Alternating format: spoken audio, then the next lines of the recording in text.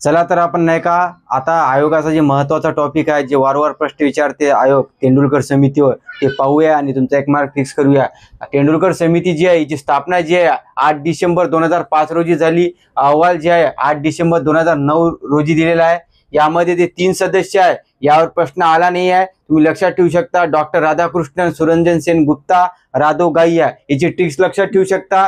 राधा नाही का गुप्ताच्या शेतात गाई चारत आहे, राधा नाही का गुप्ताच्या शेतात गाई चारत आहे, अशावर तुम्ही लक्षात ठेवू शकता। त्यांनी काही शिफारशी केल्या आहे ज्याच्यावर आयोग प्रश्न विचारते। दारिद्र्य रेषा यांनी कोणत्या आधारावर ठरवली होती, तर उपभोग खर्च म्हणजे यांनी कॅलरी निकष जे आहे, ज्याला आपण उष्मांक म्हणतो, हा निकष सोडून द्या म्हटलं होतं। बाकीच्या यांनी आपण बघितलं कॅलरी निकष कोणी सांगितला, पण हे शिफारस जी आहे ना, हे स्वतंत्र करते इतर समितीचे, हे लक्षात ठेवा। उपभोग खर्चावर आधारित याच्यावर प्रश्न आहे। यांनी बहुआयामी दारिद्र्याची शिफारस केली, याच्यावर सुद्धा प्रश्न आहे, लक्षात ठेवा। बहुआयामी दारिद्र्य मल्टिपल पॉवर्टीवर यांनी महत्व दिलं होतं। यांनी एक महत्वाची शिफारस कोणती केली होती, जी राष्ट्रीय शहरी दारिद्र्य रेषा आहे तिलाच नाही का इतर दारिद्र्य रेषेचा आधार माना म्हणे, हिनं असं म्हटलं होतं। परंतु लकडवाला समितीनं काय म्हटलं होतं, राष्ट्रीय दारिद्र्य रेषेचं विभक्तीकरण करा, कशात, राज्यासाठी ग्रामीण दारिद्र्य रेषा आणि राज्यासाठी शहरी दारिद्र्य रेषा। पण हे विभक्तीकरण यांनी केलं नव्हतं, हे लक्षात ठेवा। यांनी फक्त राष्ट्रीय शहरी दारिद्र्य रेषा एकच दारिद्र्य रेषा ठरवा म्हटलं होतं, हे लक्षात ठेवायच्यावर प्रश्न याचा बाकी आहे, येऊ शकते।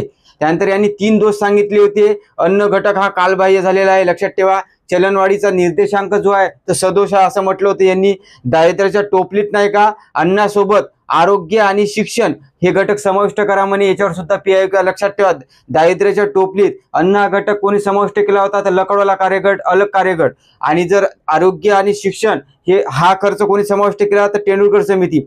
यांनी आणखी एक शिफारस केली होती, जे दारिद्र्याचे मोजमाप करतो त्यामध्ये वेगवेगळ्या वस्तुगतासाठी वेगवेगळा संदर्भ कालावधी विचारात घेतला होता यांनी, जसं की यांनी MRP पद्धत, URP पद्धत यांनी केला होता। पण एवढं जरी सफिशियंट आहे, तुम्ही वेगवेगळा संदर्भ कालावधी लक्षात ठेवला होता। आणि सर्वात महत्वाचं म्हणजे हे याच्यावर प्रश्न वारंवार येते आपल्याला, ते पाहूया आपण।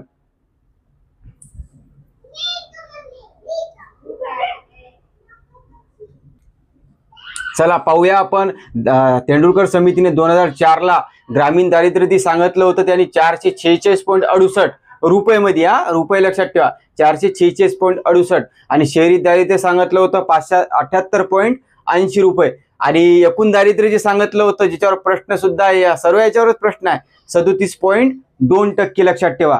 आणि ग्रामीण दारिद्र्य सांगितलं होतं यांनी 41.8%, आणि शहरी किती सांगितले होते 25.7, हे लक्षात ठेवा। त्यानंतर 2009 ला ज्यांनी सांगितलं होतं 673 रुपये, आणि शहरी दारिद्र्य सांगितले होते 860 रुपये, आणि एकूण दारिद्र्य सांगितलं होतं त्यांनी 29.8, हे लक्षात ठेवा।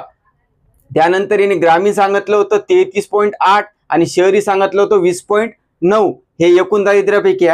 2011 रोजी जे सांगितलं होतं 816 रुपये सांगितलं होतं महिन्याचं हे, आणि 1000 रुपये शहरी सांगितलं होतं। आणि एकूण दारिद्र्य सांगितलं होतं त्यांनी 21.9, ग्रामीण सांगितलं होतं 25.7%, शहरी सांगितलं होतं 13.7%। आणि हे लक्षात ठेवा, हे 2011 ला त्यांनी जे 11 सांगितलं होतं ते 27 रुपये सांगितलं होतं प्रतिदिन, आणि 33 रुपये, कारण की रंगराजेवर असाच प्रश्न आला होता म्हणून मी ते लिहिला। त्याच्यानंतर तुम्ही जर आता हे लक्षात ठेवत असाल तर बघा याच्यात कितीचा फरक आहे, 8चा फरक आहे बघा। 8 मायनस केले तर भेटते 29, आणि 29 मायनस जर 8 केले तर किती भेटते 21। तुम्ही अशी राऊंड फिगर सुद्धा लक्षात ठेवू शकता। आणि हे 2-4चा प्रश्न आहे, हे लक्षात ठेवा, हे 2-4 याच्यावर प्रश्न आलेले आहे।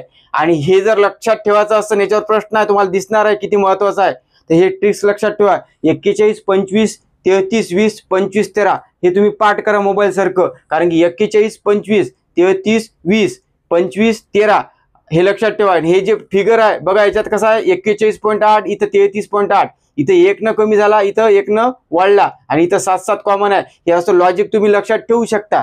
याच्यावर आता नाही का हे इतकी माहिती इम्पॉर्टंट आहे, याचा सर्वावर प्रश्न आलेला आहे, फक्त हे सोडलं ना तर बाकी याच्यावर आलेला आहे। आता याच्यावरचे प्रश्न पाहू आणि माहिती कशी आपल्याला माहितीतून सोडवता येते ते बघूया। चला तर पहिला प्रश्न पाहूया। ग्रुप बी कंबाईंड जे 2023 ची झाली, त्याचा खालील निकषाच्या आधारे 2011 या वर्षासाठी नियोजन आयोगाने दारिद्र्य रेषा निश्चित केली आहे।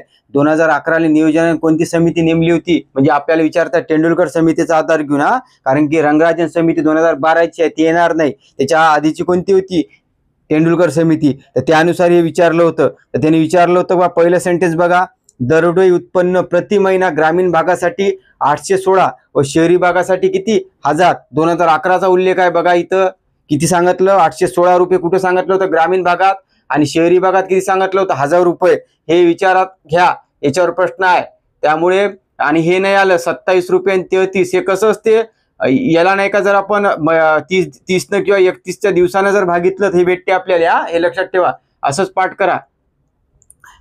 त्याच्यानंतर बघा दुसरा जे प्रश्न होता ना, त्याच्या ऑप्शन मध्ये 47 रुपये 32, ते आपण रंगराजन समितीची शिफारस होती, ते पाहू आपण नंतरच्या ह्याच्यात. तर आता पाहूया आपण नेक्स्ट प्रश्न.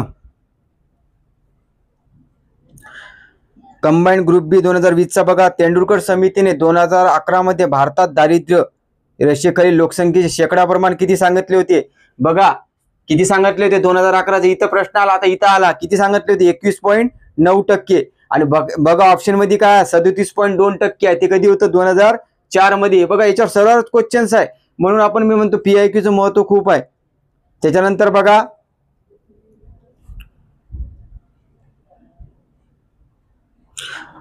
कंबाईंड ग्रुप बी 2019ला प्रश्न बघा, दारिद्र्याच्या मापनासंबंधी तेंडुलकर समितीने पुढील सूचना केल्या आहे.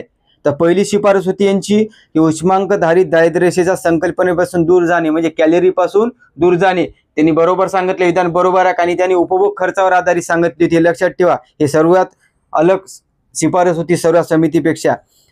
सेकंड बघा, दारिद्र्याचे अंदाज मापन करण्यासाठी वेगवेगळ्या वस्तुगतासाठी वेगवेगळे संदर्भ कालावधी विचारात घेतले, हे सुद्धा बरोबर आहे.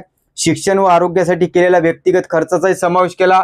अन्न या टोपलीत कोणता आणखी घटक 2 टाकले होते, आरोग्य आणि शिक्षण, हे लक्षात घ्यायचं. उत्तर राहील वरीलपैकी सर्व. यानंतरचा क्वेश्चन पहा.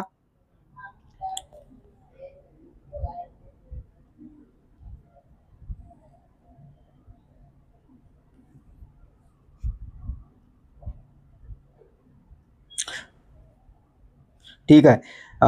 नेक्स्ट क्वेश्चन, कृषी सेवा पूर्व परीक्षा 2011 नुकत्याच प्रसिद्ध झालेल्या समितीच्या म्हणजे तेंडुलकर आवार समितीनुसार भारतातील दारिद्र्य रेषेची टक्केवारी किती आहे. तर बघा ऑप्शन मध्ये ऑप्शन नुसार जायचं होतं आपल्याला, किती वर्ष दिलं नव्हतं, 37.2% आहे. याच्यावर सुद्धा क्वेश्चन आला, बघून घ्या. त्यानंतरचा क्वेश्चन बघा,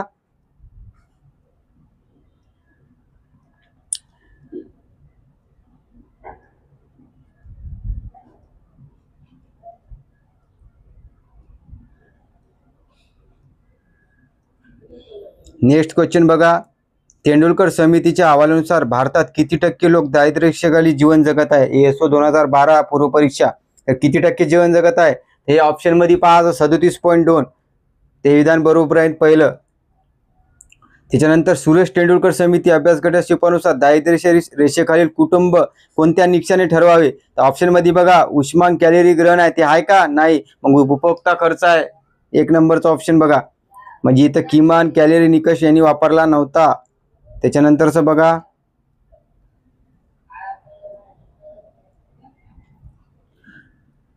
तर यानंतरचा क्वेश्चन, राज्यसेवा पूर्व परीक्षा 2013ला आलेला दारिद्र्यासंबंधी विधान लक्षात घ्या. दारिद्र्याची संकल्पना कॅलरीच्या स्वरूपात मांडली म्हणते. हे विधान चूक आहे, कारण की कशा स्वरूपात मांडली, उपभोग खर्च. मग ए येणार का, नाही, पहिलं सेंटेन्स गेलं. दारिद्र्य आणि भूक या दोन्ही संकल्पना एकच आहे म्हणे. यांनी म्हटलं होतं दारिद्र्य आणि भूक या दोन्ही संकल्पना भिन्न आहे, हे विधान सुद्धा चूक राहील. त्याच्यानंतरचा क्वेश्चन बघा, दारिद्र्यापेक्षा टोपलीमधील वस्तू सेवामध्ये बदल घडवून आणला गेला, हे विधान बरोबर आहे. त्याच्यानंतरचा क्वेश्चन बघा, शिक्षण आणि आरोग्यावर खर्च समाविष्ट करण्यासाठी नवीन पद्धत सुचवली गेली, हे विधान सुद्धा बरोबर आहे, कारण की त्यांनी हे सांगितलं होतं. पण ऑप्शन मध्ये नाही का CD नव्हता पर्याय, त्यामुळे याचं उत्तर फक्त D दिलेलं आयोगानं, ते लक्षात ठेवा. कारण की दारिद्र्याच्या टोपलीत तर त्यांनी चेंज केलेलंच आहे. ठीक आहे. यानंतरचा क्वेश्चन बघा, 2004 वर्षासाठी तेंडुलकर समितीच्या शिफारशीप्रमाणे खालीलपैकी कोणती दारिद्र्य रेषा निश्चित करण्यात आली. तर लक्षात घ्या 2004चा विचारलेला आहे. काय ऑप्शन मध्ये 446.68 ऑप्शन 2 बघा, आणि 578.80 याच्यावर क्वेश्चन आलेला आहे, हे लक्षात ठेवा. त्यानंतरचा क्वेश्चन बघा, 2009 मध्ये तेंडुलकर समितीने दारिद्र्य रेषेच्या खालीलपैकी किती टक्के लोक दारिद्र्य रेषेखाली आहे असं सांगितलं होतं. तर बघा 2009 बोलले किती आहे, एकूण 29.8. ऑप्शन नंबर 1 ते 350 दशलक्ष जरी माहित नसलं असतं तर आपल्याला याच्यावर निघतलं असतं. आता लक्षात ठेव जा तुम्ही 350 दशलक्ष. त्यानंतरचा क्वेश्चन बघा, राज्यसेवा मुख्य परीक्षा 2013 आलेला आहे. तेंडुलकर समितीच्या मते 2004 वर्षी ग्रामीण भागात रुपये 446.68 दरडोई दारिद्र्य होती का? बरोबर आहे 2004 नुसार. हे बघा रिपीट आला. त्यानंतर बघा 2004 या वर्षी 41.8% ग्रामीण दारिद्र्य रेषेखाली होती म्हणते. होते का? ग्रामीण मध्ये किती होते? 41.8. बघा इथे प्रश्न आला तेच. हे तर सुद्धा बरोबर आहे. उष्मांक ग्रहण ही कसोटी कालबाह्य झालेली आहे. हे विधान कसं राहील? हे सुद्धा बरोबर. उष्मांक ग्रहण ही कालबाह्य झाली म्हणेन ते, कारण की त्यांनी म्हटलं होतं ना की उपभोग खर्चावर करा म्हणून. हे सुद्धा बरोबर आहे. यांनी ग्रामीण भागापेक्षा शहरी भागात दारिद्र्य अधिक आहे म्हटलं होतं. आता तुम्ही सांगा, ग्रामीण भागापेक्षा शहरी भागात जास्त दारिद्र्य आहे का? बघा बरं. बघा हाय का याच्यात? ग्रामीण जास्त आहे, शहरी कमी आहे. इथं बिन बघा ग्रामीण भागात किती आहे? जास्त आहे. इथं शहरीत कमी. इथं सुद्धा तेच आहे. म्हणजे मग चौथं सेंटेन्स काय राहील? चुकीचं. ग्रामीण भागापेक्षा शहरी भागात दारिद्र्य अधिक आहे हे विधान चूक राहील, कारण की ग्रामीण भागात जास्त दारिद्र्य आहे शहरी भागाच्या तुलनेत. हे विधान म्हणजे जे 3 सेंटेन्स बरोबर राहील ए बी सी. त्यानंतरचा क्वेश्चन बघा, तेंडुलकर समितीच्या दारिद्र्य रेषेवर आधारित सरकारी अंदाजानुसार 2009 साली किती टक्के लोकसंख्या दारिद्र्य रेषेखाली असं म्हटलं होतं? कधी? 2009. किती टक्के आहे? 29.8. लक्षात ठेवा ऑप्शन मध्ये 29.8 आहे. तर चला त्यानंतरचा क्वेश्चन पाहू आपण. राज्यसेवा मुख्य परीक्षा 2015 ला प्राध्यापक तेंडुलकर समितीने दारिद्र्य मोजमापात संख्या नियोजन मंडळाच्या अंदाजापेक्षा जास्त आहे, कारण त्यांनी काय केलं तर मग समाविष्ट शिक्षण आणि आरोग्याचा खर्च समाविष्ट केला. पहिला ऑप्शन उत्तर राहील ना, लक्षात ठेवा.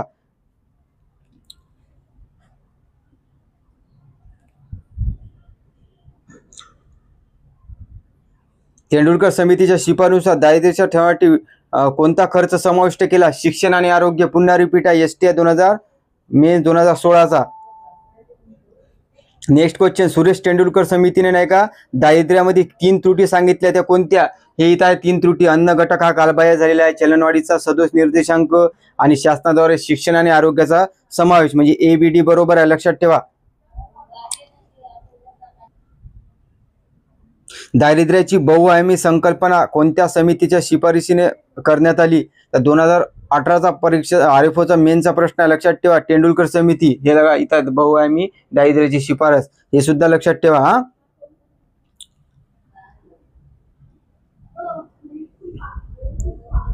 जवळपास आपण नाही का दारिद्र्याचे तेंडुलकर समितीवरचे पूर्ण प्रश्न घेण्याचा प्रयत्न केला आहे आणि या माहितीवरून तुम्हाला ते प्रश्न सुद्धा सॉल्व्ह झाले आहे. आता आपण पाहूया रंगराजन समिती.